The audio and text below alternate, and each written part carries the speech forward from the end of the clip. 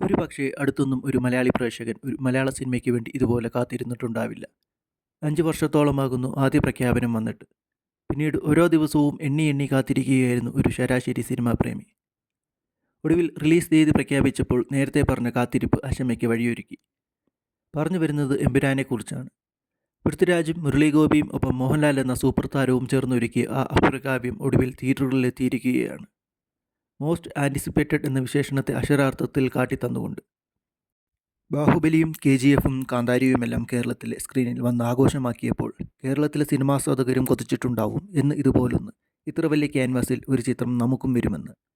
ആ കൊതിക്കാണ് പൃഥ്വിരാജും മോഹൻലാലും മുരളീഗോപിയും ചേർന്ന് എമ്പുരാൻ എന്ന വിരുന്നിലൂടെ അറുതിയാക്കിയിരിക്കുന്നത്. അന്യഭാഷാ ചിത്രങ്ങളിലൂടെ മാത്രം കണ്ടുവന്ന മേക്കിംഗ് സ്റ്റൈൽ മലയാളത്തിലും പറ്റുമെന്ന് തെളിയിക്കുകയാണ് പൃഥ്വിരാജ് ഈ ചിത്രത്തിലൂടെ. ഖുറേഷി അബ്രാമിനെയും സയ്യിദ് മസൂദിനെയും അവരെ ചുറ്റിപ്പറ്റിയുള്ള നിഗൂഢമായ ലോകത്തെയുമാണ് എമ്പുരാനിൽ അനാവരണം ചെയ്യുന്നത്.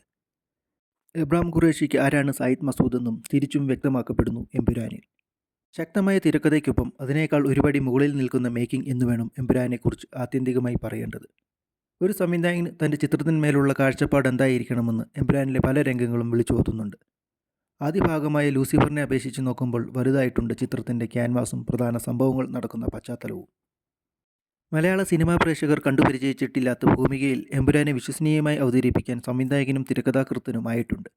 പൊതുവെ വിദേശ രാജ്യങ്ങളിൽ ചിത്രീകരിക്കുന്ന മലയാള സിനിമകൾ സ്ക്രീനിൽ കാണുമ്പോൾ ഒരുതരം അപരിചിതത്വം പ്രേക്ഷകരിൽ തോന്നും. ആ ഒരു പരിമിതി എമ്പുരാൻ വിജയകരമായി മറികടന്നിട്ടുണ്ട്. ഓരോ കഥാപാത്രങ്ങളെയും ഖുറേഷി എബ്രാം എന്ന കഥാപാത്രവുമായി ബന്ധിപ്പിച്ചിരിക്കുന്നതും ശ്രദ്ധേയമാണ്. അവരുടെ കാഴ്ചപ്പാടിൽ ആരാണ് ഖുറേഷി എബ്രാം എന്ന് പറയുന്നിടത്താണ് സിനിമയുടെ ആകാംക്ഷ വർദ്ധിക്കുന്നത്. പൊതുവെ അന്യഭാഷാ സിനിമകളിൽ നായകനെ മറ്റു കഥാപാത്രങ്ങളുടെ വാക്കുകളിലൂടെ അവതരിപ്പിക്കുന്ന എലിവേഷൻ എന്ന സംഗതി എമ്പുരാനിൽ മറ്റൊരു രീതിയിലാണ് അവതരിപ്പിച്ചിട്ടുള്ളത്. ഓരോ കഥാപാത്രങ്ങളുടെയും വാക്കുകളിലൂടെയും പ്രവൃത്തിയിലൂടെയും സ്റ്റീഫൻ എന്ന എബ്രാമിനെ വളരെ ആകാംക്ഷ ജനിപ്പിക്കുന്ന കഥാപാത്രമായി മാറ്റിയിരിക്കുകയാണിവിടെ. കേരളത്തിനകത്തും പുറത്തു നിന്നുമുള്ള താരങ്ങളുടെ നീണ്ട നിരയാണ് ചിത്രത്തിൽ. എന്നാൽ ഓരോരുത്തർക്കും അവരവർ ചെയ്യേണ്ട ജോലി എന്താണെന്ന് കൃത്യമായി എഴുതി വച്ചിട്ടുണ്ടെന്ന് സിനിമയിൽ വ്യക്തമാണ്. ഒരു പ്രത്യേക കഥാപാത്രത്തെ ചൂണ്ടിക്കാട്ടി ഇങ്ങനെയൊരാൾ എന്തിനായിരുന്നെന്ന് ചോദിച്ചാൽ കൃത്യം ഉത്തരമുണ്ട്. ഖുറേഷി എബ്രാം അഥവാ സ്റ്റീഫൻ നെടുമ്പള്ളി തന്നെയാണ് എമ്പുരാൻ്റെയും നെടുന്തൂൺ. നിമിഷങ്ങൾ മാത്രം വന്നു പോകുന്ന ഒരു സ്റ്റൈലിഷ് ലുക്കിൽ സ്റ്റീഫനെ അവതരിപ്പിച്ചുകൊണ്ടായിരുന്നു ലൂസിഫർ അവസാനിച്ചത്. അന്ന് മിക്ക പ്രേക്ഷകരും ചോദിച്ചൊരു ചോദ്യമായിരുന്നു, ഈ ലുക്കിൽ ഒരു മുഴുനീള പടം വന്നാൽ നല്ലതായിരിക്കില്ലേ എന്ന്.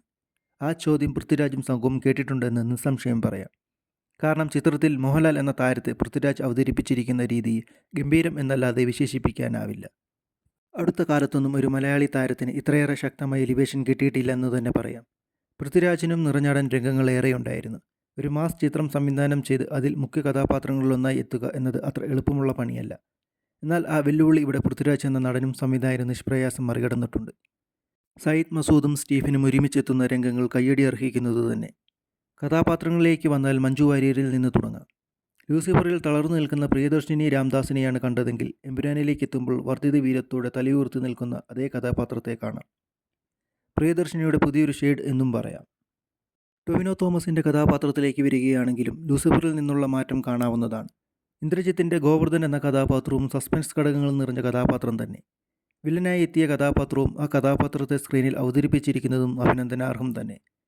സുരാജ് വെഞ്ഞാറമൂട്, ബൈജു, ജെറോം ഫ്ലിൻ, സായ് കുമാർ, ശിവജി കുരുവയൂർ, നന്ദു, സച്ചിൻ കേട്കർ തുടങ്ങി സ്ക്രീനിലെത്തിയവരെല്ലാം അവരവരുടെ കഥാപാത്രങ്ങളോട് നീതി പുലർത്തുന്ന പ്രകടനം കാഴ്ചവെച്ചു.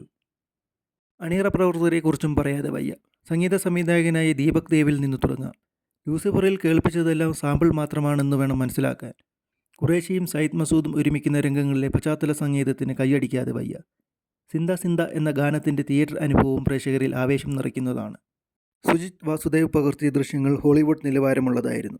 സ്റ്റണ്ട് സിൽവയും സംഘവും ഒരുക്കിയ സംഘടന രംഗങ്ങളും മലയാള സിനിമയിൽ പുതിയ അനുഭവവും തന്നെയായിരുന്നു. ഇങ്ങനെയൊരു ചിത്രമൊരുക്കാൻ ധൈര്യം കാണിച്ച ആൻ്റണി പെരുമ്പാവൂരിനും ചിത്രം പ്രേക്ഷകർക്ക് മുന്നിലെത്തിച്ച ഗോകുലം മൂവീസിനും കൈയടിക്കാം. കാത്തുകാത്തിരുന്ന് മലയാള സിനിമാ പ്രേക്ഷകർക്ക് കിട്ടിയ നിധി തന്നെയാണ് എമ്പുരാൻ. ഒരു വട്ടം കണ്ട് മറക്കാവുന്ന ചിത്രവുമല്ല.